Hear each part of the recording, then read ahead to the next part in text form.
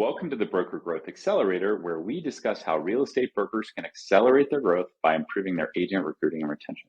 I'm your host, Jim Turner, and today we'll discuss growth tactics with our special guest, who is a subject matter expert in the industry. Let's get started. Today on the show, we're excited to have Luke Andrews, who's a real estate team leader in Kentucky and is joined to talk about his experience in growing his business. So welcome to the Broker Accelerator podcast, Luke. Man, so excited to be here, Jim. Really appreciate you having me. Okay, thanks so much. So Luke, tell me about where you live and how's the market there now? Sure. So I am in Louisville, Kentucky, which, kind of sits right on the border between Kentucky and Indiana, kind of right in the center of the state.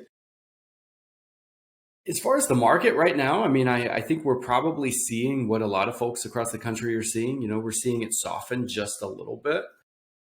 It's not going crazy by any means, but, absolutely the rise in interest rates have put some of the buyers on hold for a little while. But, we still have a lot of people that need to transact business.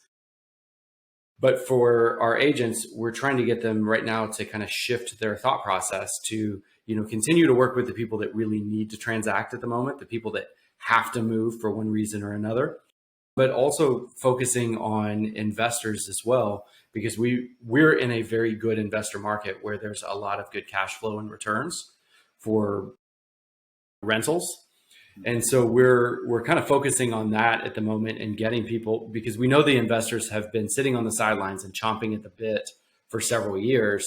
And now they're starting to see things slow down. They're starting to see some deals out there, starting to see a little bit of blood in the water, if you will. And so we're trying to make sure that our agents are able to attack the market from multiple different angles and directions so that they can maintain that lifestyle that they're used to, maintain that production level that they're used to, even though they're seeing a lot of their colleagues around town starting to slow down. We're just improving skill sets. Sounds great. And so how long have you been in the business and how did you get into kind of running your team? What's the history there? Maybe tell us about your team and kind of the history of how'd you start? How'd you get to kind of where you are now? Sure. So I have been licensed for almost 7 years. And, currently I've got a team of 22 agents who are producing an average of about 21 deals per year each. And in my market, the average agent's doing anywhere from kind of 8 to 10, 8 to 11, depending on, what you consider full-time and actually in the business and working. But I got into the business in a kind of a unique or funny way, kind of fell into it. So my wife was a licensed agent for a long time, and she worked for someone who I've known since I was 5 years old. And I had a corporate 9 to 5. I was in strategic marketing and data analytics and commuting back and forth between downtown and the suburbs every day. And one day she said, with your path that you're taking home, it would be fantastic if you were licensed. You could just stop and show these houses for me on the way home. She wouldn't have to go out during rush hour. And so I got my license part-time just to be able to help her out. And we were also starting to invest a little bit in property as well. And so I thought that might be beneficial. But honestly, I fell in love almost immediately. It was scratching this entrepreneurial itch that I didn't realize that I had until I actually got in there and started doing it. And the broker that she was working for at the time, he was in the process of starting to really kind of grow and blow out his team.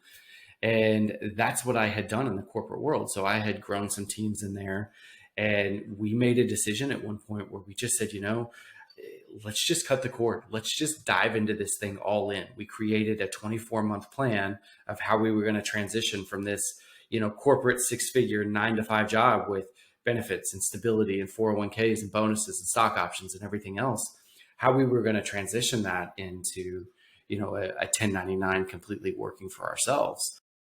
And so we did that, and it grew faster than I possibly could have imagined.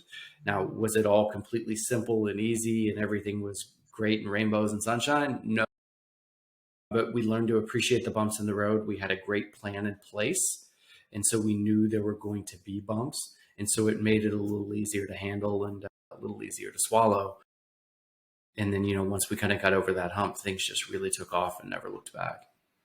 Sure, sounds good. And so you're at 22 agents now from, kind of within your team. Where do you want to be in 12 months in terms of kind of agent count? But also like what are those kind of ideal agents you look for? Like, tell me about like, are there certain production levels, experience levels, personality traits? Talk about kind of like project now into the future where you want to be in 12 months and what does that team look like? Sure. So from a number perspective, I mean, I don't know that I necessarily have a number in mind. I mean, I think if you said you got to pick something right now, I'd probably say I'd like somewhere between 35 and 50 agents. Growing to 35 in the next 12 months, I think is very realistic because I think there's going to be a lot of agents who have been independent, who are now looking for homes. And when I say looking for a home, looking for a team home that, is able to provide them leads and support and training and help them navigate this changing market. But really, we've got a big focus on, we want as many of the right agents and none of the wrong agents. Understanding that, we're going to miss from time to time. But when we're looking for, what does that perfect agent look like? We're looking for things like, are they a self-starter? Are they motivated? Are we going to have to kind of drag them across the finish line? Because that's very difficult to do, especially with a team this size. So we need someone self-motivated. We also need someone who's, connected within the community or has a desire to be. You don't necessarily have to come in with this massive sphere of influence, but I need to know that you're willing to go out and try to actively grow and nurture that sphere. And then, we're looking for problem solvers.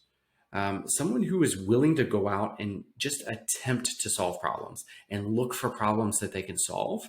That's extremely helpful. They don't have to know all of the answers, but if they're willing to at least go out and attempt, we can work with that. We can train that.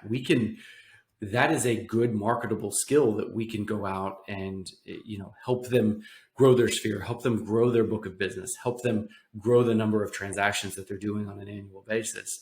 If they're out there looking for those problems that they can solve. And then, of course, they have to have this phenomenal interpersonal communication, because without the communication piece of it, you can be phenomenal at everything that you're doing.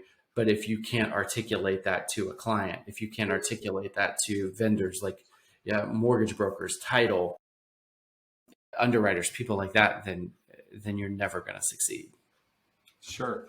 And so tell me how in the interview process, so those are the traits you're looking for. Mm-hmm. In the interview process, how do you look for them? Like, how do you assess whether kind of candidates, I guess this is kind of a two-part question. How do you find those candidates? What are your lead sources, right? And then how do you assess in the process whether they are likely to have, meet that kind of framework that you just laid out? Sure. So really, as far as finding a candidate process, a lot of our candidates actually come to us. So they're finding us on social media. They're seeing the things that we're doing in the industry if they have an interest in real estate. And because our team is very productive, we've done a lot of transactions. We've helped a lot of people buy and sell homes. And so if they ever have the inkling to get into real estate, we are naturally one of the first calls that they make. And so we've got great lead sources coming in that way. We do advertise, on some, monster.com or places like that, but we're not actively out there recruiting on Facebook, LinkedIn, TikTok, anything there. Now, as far as how do we determine those people in the interview process, it's insanely difficult. I've always said that everybody is on their best behavior in an interview. Everybody works the hardest. Everybody comes in first. Everybody stays late. Everybody does exactly what it takes to be successful. So you have to find a way to kind of filter through some of that BS. Part of it is knowing that you are going to swing and miss periodically, but checking in on some of the references are, those are things that we really like to do. But even that, 99% of the time, if they make it to an in-person interview, they're smart enough to know that to only put references that are going to give them phenomenal reviews. And so it's just a matter of, we try to make it very conversational. We ask a lot of questions. We ask a lot of scenario type questions, like, tell me about a time when, just trying to figure out, are their answers congruent? Do they seem to be congruent between scenarios, to figure out, are they just trying to tell us what we want to hear? Or do they actually have these thoughts, beliefs, and skill sets? And again, we swing and miss a decent amount. And that's a difficult piece, because I can tell you one thing as a leader, an area where I have really, really struggled is, I guess the best way to put it is this cocky mentality of, you know what, this person doesn't seem to be working out, but I'm good enough that I can fix them. I'm good enough that I can train them to get them where they need to be. I'm good enough that I can drag them to the finish line. And that's an area that I've really had to sit back and evaluate and say, sometimes it's just not a good fit, and you just got to cut them loose. You got to realize that, hey, I made a mistake on the front side. And sometimes it's not wanting to admit that mistake. And other times it's not wanting to admit that I wasn't a good enough leader to get them where they needed to be. I take that failure very, very personally. And, in a lot of cases, that's just the wrong way to go about it. Sure. Well, you can't teach aptitude and motivation, right? Those are kind of like 100% deep traits within them that have been bred from, either their birth or early childhood, right?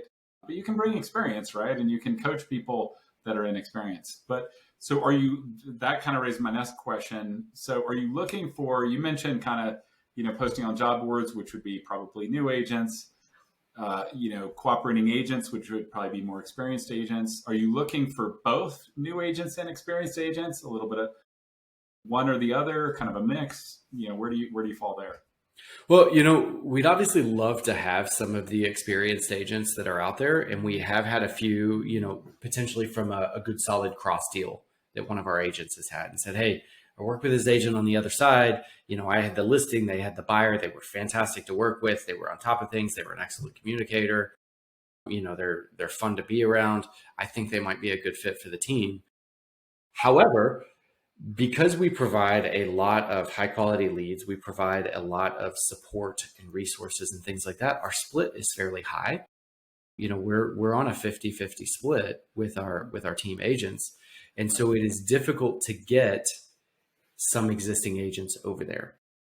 No matter how much I try to help them focus on value, not on split, and say, okay, well, you're doing 8 deals a year now at an 80-20 split. But if I could provide you the leads and the support, and you could easily do 25 at a 50-50 split, guess what? You win. But they focus on that 80-20 versus 50-50 so much that it's really difficult to get them to come over. So a lot of our new agents do tend to be new to the industry agents. I can tell you one place that I look really, really heavily right now, because we've had a lot of success recently, are former teachers. Former teachers make fantastic agents. And I can't tell you that I know exactly, because they've all had somewhat different skill sets, traits, personalities. Right. But the thing that I can find about teachers is, one, they're not afraid to work hard. These are very, very hardworking people. Mm-hmm. Two, they can get up and they can talk to others. They're not afraid to get up and talk. They're okay hearing their own voice that's out there. And finally, three, they are used to taking complex information and reducing it down to make it simple for the common layman. That's what they do in the classroom on a regular basis. They find ways to relate the materials to different students. And then they take that same skill set and they take what can be a somewhat complicated and cumbersome process, like buying or selling a home. And then they can reduce that down and make it uber simple and make someone just feel really good about the process and the transaction, which has made these teachers extra successful. Right. No, that's interesting. And they tend to have kind of a nurturing personality too, versus like going for kind of the hard close, right? They're more to kind of help guide them through and coach them through the process. So for sure. Yeah, that's really interesting.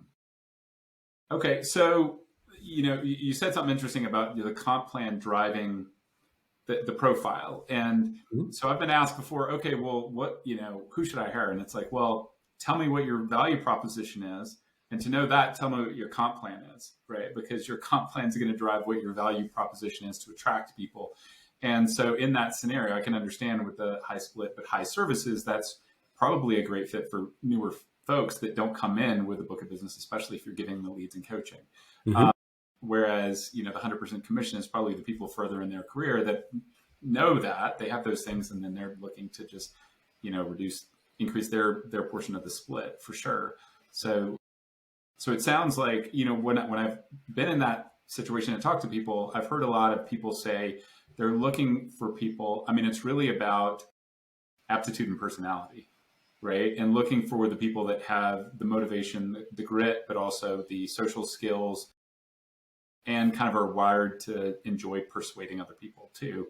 And so it's interesting you said teachers. I've also heard similarly people in retail, like, Mhm. go to, kind of a Peloton or something like that. People that have been selling, or the Apple store, they've sold, but you can potentially attract them with just a higher ticket item, essentially bigger Mhm. sales. So is that something you've kind of seen much of out there or done any of? We haven't seen a great deal from the retail space, although I will tell you that I do have. So I have 4 sales managers within my 22 agents, and one of those actually did come from retail. Although I'll tell you, he was military beforehand for quite a long time, and so I think that's probably what drove a little more of the process and the leadership skills that he. But it's like I said, we haven't had a lot that have come from the retail space. A lot of them have been teachers. We've had some coming from the service industry, whether it be baristas, waiters, waitresses, a host or hostess at a restaurant, places like that. They're kind of hit or miss. The majority of them are used to what I found in my experience. They're used to working hard, but they're used to working hard kind of in short bursts. And in some cases, it's very difficult to get them focused through long processes. They're used to a quick turnover. It's like, hey, I've got a table. I go through. I work really hard for that table, and then I get paid immediately as soon as they're done. Right. Whereas now, I'm asking them to start the process, and it may be 2, 4, 6, 10 weeks before you even get someone under contract, and then the work starts to get 30 to 45 days until you get a paycheck. So that can be a little bit cumbersome or a little bit daunting. Some of them will try to continue to wait tables part-time in the background, which is great. I mean, I'm all for people doing what they need to do in order to meet their expenses and their needs. But I found that it just, there's not a lot of cases for success. It becomes the exception, not the norm. Sure, sure. Okay, well, so we talked about kind of the recruiting side, but if you're going to grow your team or brokerage, right, recruiting's on only half the battle, right? You need to then, coach those agents that you hire to be productive so that they stick around, right? The easiest way to grow is not shrink, or to you, it is NFL season, so as they would say in the NFL, the best offense is the defense, right? Yep. And so tell me, how is your, how's your retention, and what are the things you do to help agents, keep them engaged, help them be successful so that they do stick around? So the retention is very, very high. I've had to gradually kind of adjust my strategy over the years. I let people know in the very beginning in the interview process, like I am here 100%. If you need something, you can come to me. If it's Sunday morning, if it's Friday night, if it's Tuesday during the day, I will do everything I can to take your call, because I understand that the complex questions don't come up during banker's hours, right? And so I'm here for you on a regular basis, but I also need them to know, and I'm very candid and upfront, which I wasn't always in the beginning. Like, I will provide you all the resources that you need. I will do everything I can for you, but I can't drag you through this process. You have to have that motivation to be able to get up and go on your own. But I think being there, being willing to coach on a regular basis. We do a lot of shadowing in our office. We encourage a lot of shadowing of multiple agents because we understand and appreciate that there's not one right way to do this business. And so I want you as a new agent to be able to go out and see how I do a listing presentation, and then see how an agent who's been with us 5 years does a listing presentation, and then someone who's been with us 6 months does a listing presentation, because I feel like you can pick up little bits from each and every one of those and do this model that I call adopt and adapt, which means that you can take pieces that you really like, you can adopt those into your own presentation, or if there's something where it's like, hey, that may work for you, but that doesn't fit my style, they can adapt it to what they need to. And finally, an area where I've had to get significantly better. In the beginning, I always equated this to, if anybody has kids, teaching them to tie their shoes. And like, I know I've got 2 boys who are 13 and 10, and when they were learning how to tie their shoes, it's a super slow and sometimes just painful process watching them try to go through this whole thing, right? And at a certain point, like, we're running late. I got to get you to daycare or school. I got to get to work. We've got to do these things. And it's just faster for me to just do it. And it's like, I'll just do it myself. Right. And before you know it, the kid's 7 years old. And it's like, well, shoot, they don't make shoes that Velcro in your size anymore. So now we got to sit down. You're way too old, but we got to sit down and learn how to tie your shoes. So it's like that with the agents. It was like in the beginning, they would call with a question and I was just giving them the answers. I was just feeding them everything, thinking that I'm this great leader and I'm giving them everything that they need and I'm helping them succeed at the highest possible level. And you're invaluable, right? Yeah. Well, really on the backside, I'm not teaching them how to think. I'm doing them a disservice. I'm not teaching them how to actually be a great agent. I'm teaching them how to just be a clone of me. And 1, it's not valuable for my time. And 2, it's not valuable for them and their business down the road. And so I've had to do a better job about taking a little more time, even though it's more time consuming, even though it's more cumbersome, asking them as they ask me a question and just say, tell me what you think. What would you do? Right. And then just kind of filling in the gaps and not making them clones of exactly how I would handle it. And what I found is the majority of them, even though it may not be exactly the same way that I did it, was perfectly acceptable. It was a great way for them to do it. I learned a few things from them by doing it that way. And, also help them realize that they know the answers 99% of the time.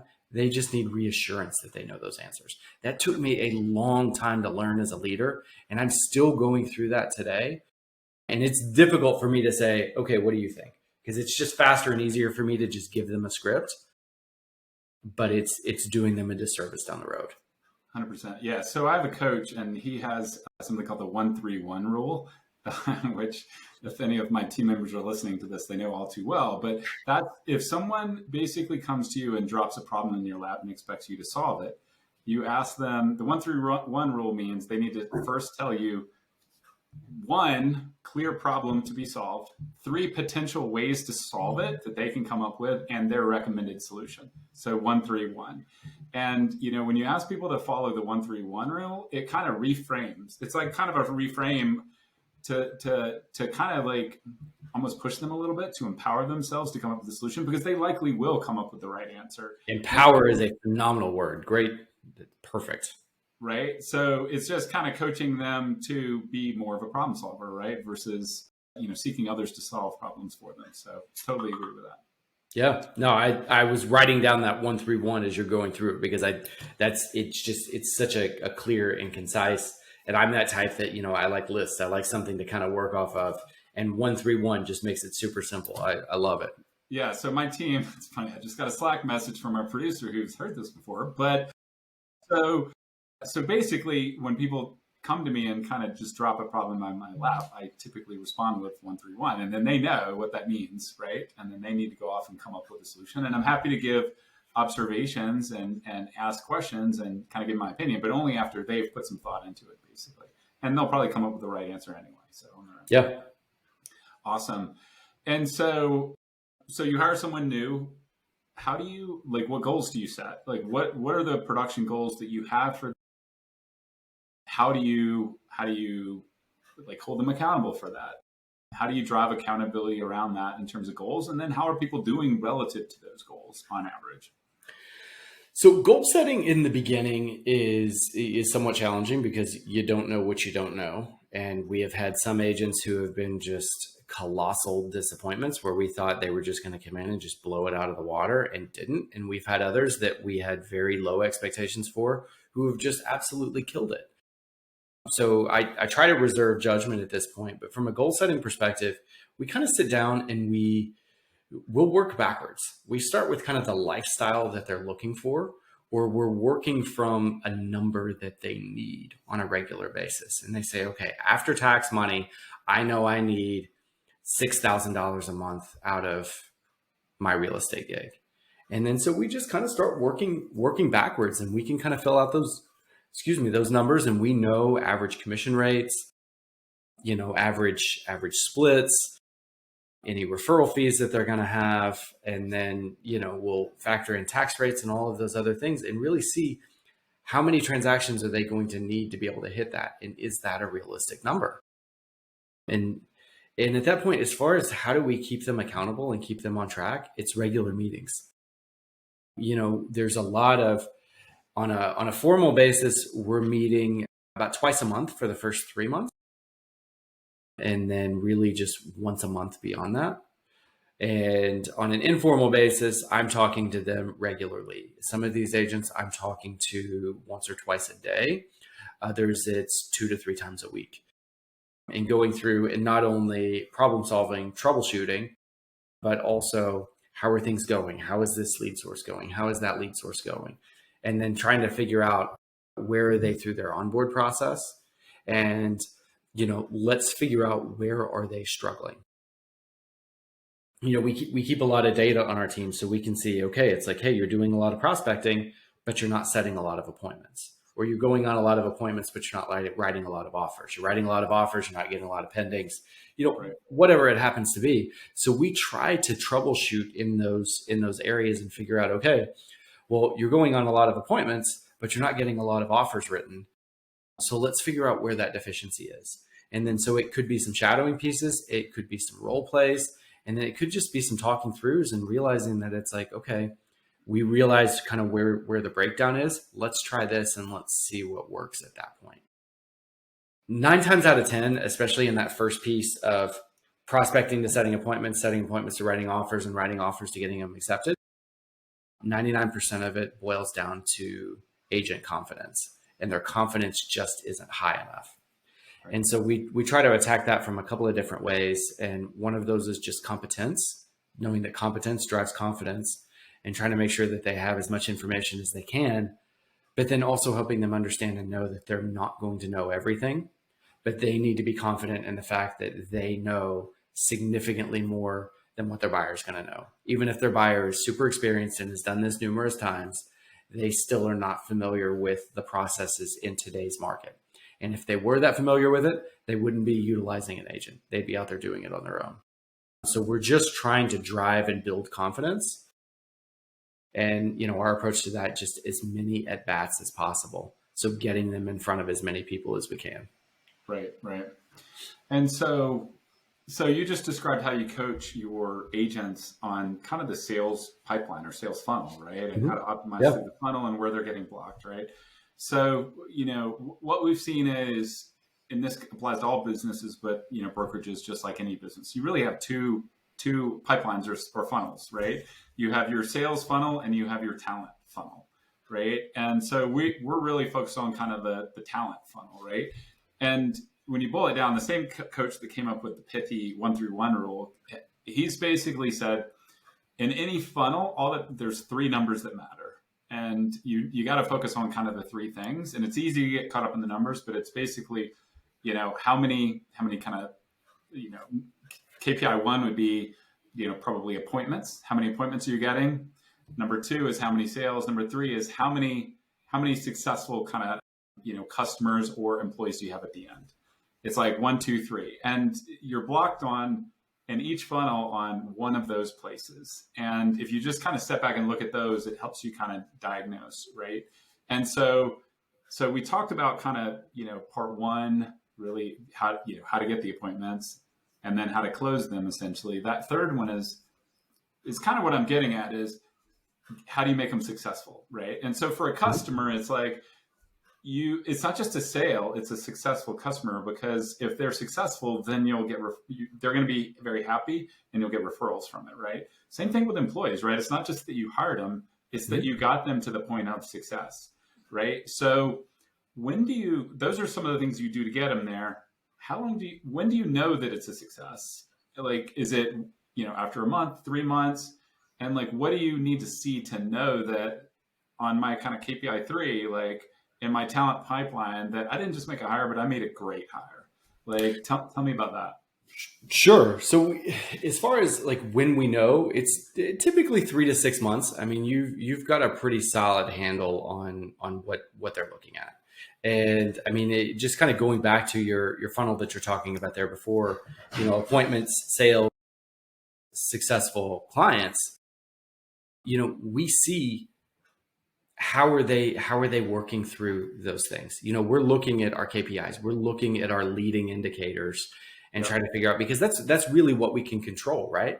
You can control, and I can look at this employee and say, okay, I know that you're averaging at least an hour of prospecting per day, and that you're willing to commit to this. And so more than anything, I'm looking to see what is their commitment level.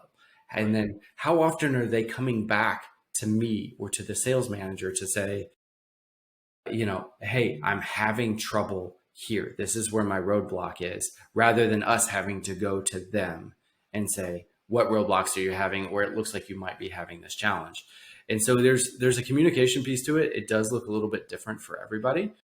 But from a timing perspective, like I said, typically in 3 to 6 months, you're going to know. They may not be 100% developed at that 6-month mark, and they're probably not going to be, but you can see that they're at least moving in the right trajectory, right? Now, what are some of those indicators that we're looking for? Part of it goes back to those initial conversations about what are they hoping to get out of this role?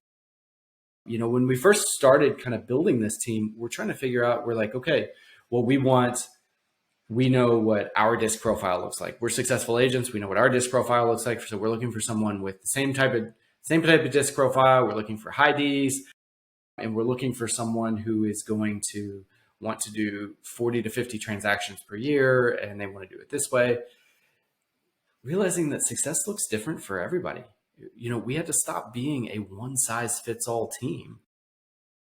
Now, we still need to have some standard practices and metrics and standard processes and procedures to make sure that we're not just completely all over the place and burning our time, but at the same time, not treating every agent the same. And then going back to those original conversations to say, hey, here's what you were hoping to get out of this. Here's what we told you needed to do in order to get there. And then, have you started doing those things? Are you on the right track? Are you making those efforts? And if they are, that's great. If they're far exceeding, we need to go back and we need to reevaluate their goals and reset and say, hey, we think you can do significantly more. Or if they're not there, we need to go back and revisit that goal conversation to figure out, are your actions congruent with your goals? Sure. So when I ask that question, what I've heard from others is just engagement and participation in, team or brokerage events, whether they be training, social, otherwise. Do you guys do much of that? Do you see that as kind of part of it? Is that a driver or a correlation, at least, with their success long term? It is a massive driver and correlation. So we have, the way that we have it set up within our brokerage, every Monday we have a team meeting just for our team. It's live in office. It's obviously not required. These are 1099 employees. We don't require them to be at anything. I do ask them in the interview, I was like, you want to be at as many of these things as you can, because 1, you're feeding off the energy in the office, and 2, you're just learning from everybody else. Just being around others is going to help you succeed. We've got the team meetings on Mondays. We have a brokerage session on Fridays where we're going through, where just anybody in the brokerage can come and just bring a challenge that they're having with a deal and just say, hey, I'm having this issue right now. And then we've got several agents with varying levels of experience who can kind of speak, give their opinions and options. We have a real estate attorney in the room who's kind of giving the legal perspective. So we ask them to be at those things as well to figure out like, hey, this is a good opportunity for you to learn, to kind of see some of the things that are going on, but also realize too that even very experienced agents have challenging deals. So you can feel like you're not alone out there. And then every other Wednesday, we are doing a training in the office where it could be on waterproofing basements or septic systems or an electrician or a home inspector, a roofer. I mean, it could be that we've got there. None of these things are required, but we're asking them to attend as many as they possibly can. And it's no secret, exactly like you said, Jim, that the more that they attend, the more that they're around, the more they're just hanging out in the office, even doing their prospecting from the office, the more successful they tend to be. Yep. Yep. Coaching and driving engagement is what drives retention. I mean, that's kind of like, what I'm hearing, and that's what typically people say. So great. So that kind of covers the retention side, most of my questions there. So maybe just more holistically, looking back on, on that history for people that are just getting started that want to be where you are, what do you know now that you didn't know then? What are some tips for some people getting started that want to be where you are, right? Like, so, some of the interviews we've had are people that are at 200 agents, right? Or 50, but they all started somewhere, right? Sure. And, for people getting started that want to be at, 25, then 50, then 100, then 500 or 1,000, right? Everybody's got to start somewhere. What are some of the tips you have for kind of like the people out there that want to be where you are in a year or two? Well, I think it's twofold. One, I think you need to have the infrastructure, or at least as much as you can, to make sure that you can support those agents. Otherwise, they're going to be onboarded and it's going to be super clunky. It's going to be not a positive experience for them. They're going to end up leaving. So all of the time, money, resources that you spent recruiting and onboarding, they're going to be for nothing because they're going to take off. But two, I think it's good to have goals as far as, hey, I want to have this many agents by the end of this year, but it's not something that needs to be forced. Like I said earlier, we want to have as many of the right agents and none of the wrong agents. We've gone through growth spells in the past a few years ago where it was like we were just hiring to get to numbers, and you end up taking flyers on some that you probably shouldn't take flyers on. And then your numbers are back where they started anyway, because the people, they flame out, they fan out. And then some of your higher producers, one, they feel like they're losing out on some of the resources. They've got some dead weight who are taking leads away or who are taking your time away. And then three, I've had some that have left because they said, it looks like the standards of the team are just dropping.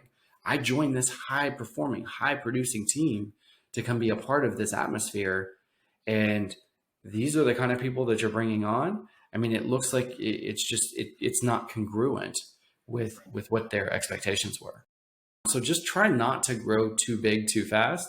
Just always be on the lookout for good, solid talent. And if you find them, whether you've got a place for them or not, if you've got good, solid talent, find a way to bring them aboard. Right. Well, and I like to say, so what I've realized recently, and I'm kind of, I lead Brokerkit and we've built a software business, but you would think I'm in the business of building a software product, but what I'm really in the business of is recruiting and building a team, period. And that goes for any business. That's at a certain scale, that's all that matters. And that goes for a brokerage as well. So your talent determines your success, right? And there's, as the leader, there's three things you should be focused on: the vision, the talent, and keeping money in the bank, right? And what drives the most important is the talent, right? Because the talent can help you come up with a vision, and they're going to pay for themselves to make sure there's money in the bank, right? So, you are exactly right. So 100%. So, kind of one last question. So do you have any kind of, any other educational resources that, all the education in real estate's around kind of like the sales of homes, right? And that makes sense, right? Because that's what people do. But anything in particular that you can recommend in terms of books or training that has helped you not just on the sales side, but helping you build a successful kind of team, and business? Sure. So I think there's lots of resources and things that are out there. I am a huge fan right now of podcasts, especially like this one that we've got right now. I think it is so great because our industry is moving so quickly. The market's not the same today as it was 6 months ago, let alone 5 years ago. And, books and magazine, things like that, they're great, but they're all very historic. Whereas things like podcasts are they're very current. And so I think it's great for people to have a platform like this where they can get up to the minute, up to date ideas in areas. Again, it kind of goes back to that adopt and adapt, that some of the things that I'm working on, it may not fit everybody's business model where they are today, but they may be able to take a piece of it and adapt it into what they're doing and find a way to make that work. So I think finding these resources like this are phenomenal. And there's a lot of them that are out there, between this one and Real Estate Growth Hackers. And, there's just a lot of really good programs. And, and I'm always a fan of having a coach. So obviously, thank you for being on. We love podcasts. We love participating in, but these are fun to be part of because we learn as we go along, right? Every time. And so, we appreciate, the knowledge that you've shared with everyone and participating in that. I guess kind of one final question, where can our listeners find you online? And I understand you may have, some educational products there too. Sure. So anybody can get in touch with me at my website, luke@lukeandrews.us. You can get access to any courses or books that I have there. I have a lot of courses that are really geared towards agents, especially some of the newer up and coming agents. So if anybody that's listening, if you've got an agent who's kind of struggling in that first year, there's some really great opportunities and options in there. But if you've got an agent who's maybe been in the business for 12 to 36 months and they're kind of hitting a lull, I've got a new book that I just wrote. It's the 6 Fatal Mistakes Killing Your Real Estate Career. If you want to pass that on to your agents, they can go download it absolutely free at 6agentmistakes.com. That's the number 6, agentmistakes.com. They can download that book absolutely free. It is going through, like I said, I've got 22 agents right now, but that, over the course of several years, we've probably had 60, 70, some that just didn't work out, that we tried to hire too fast, too soon. But I took all of the things from successful and non-successful agents and tried to condense that down to, just 6 things that I see on a regular basis that are causing agents to fail. And, it's not what you think. It's not, well, I've got bad leads, or, the market's just bad. There's a lot of other little pieces that they don't even realize they're doing, even when the market's good, that's causing them to have a less than stellar career. Right. 100%. The bad leads reference makes me think of Glenn Ross, if you kind of, so it's not the leads, coffee's for closers. So anyway, thanks for your time. For the listeners out there, go check out his website. And thanks everyone for listening in, and listen to our next episode, please. Thanks so much. Appreciate it. If you enjoyed our show, please add a rating for us on Apple or Spotify podcasts. And be sure to come back next time to hear more strategies that will help you grow your business. Until then, this is Jim Turner, and don't forget, you need to start putting some of these tips to work today. This podcast was created and hosted by Jim Turner. It was recorded and produced by Cassandra Lopez. The Broker Growth Accelerator podcast is a product of Brokerkit.